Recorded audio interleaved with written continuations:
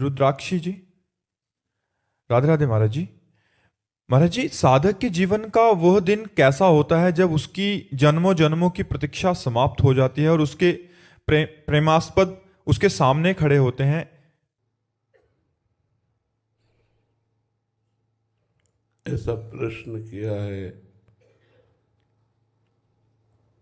इसका उत्तर हृदय से होता है, वाणी से नहीं।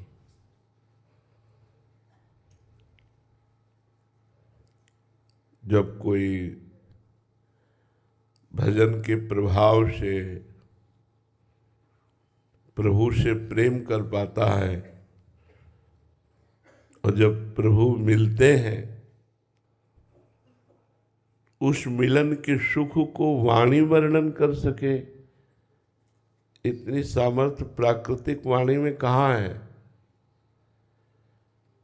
सरस्वती जी में भी इतनी सामर्थ्य नहीं है कि भगवत मिलन की सुख वृत्ति को लिख सके।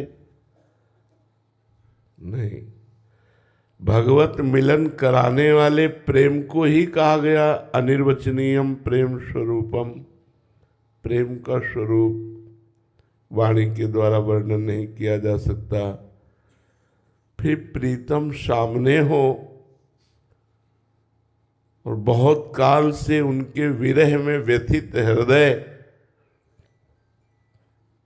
जब उनको देखता है तो हृदय में क्या होता है, ये वाणी की सामर्थ्य नहीं कि वर्णन कर सके। वो तो केवल हृदय जानता है, केवल हृदय। दूसरा न वर्णन कर सकता है, न समझ सकता है। दो प्रेमियों के मिलन की बात केवल उनका हृदय ही जानता है। इसके आगे हम इस विषय में नहीं कह सकते। जैसे ब्रह्मानंद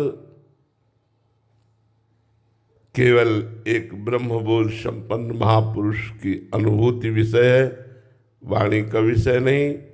ऐसे प्रेमानंद ये केवल हृदय का विषय है, वाणी का विषय नहीं कि उसको ऐसा सुख मिलता है। जैसे हम प्राकृतिक सुख की बात आपसे पूछें, आपको बहुत जो प्रिय वस्तु है वो जब आपको प्राप्त होती है तो कैसा लगता है? बोले अच्छा लगता है।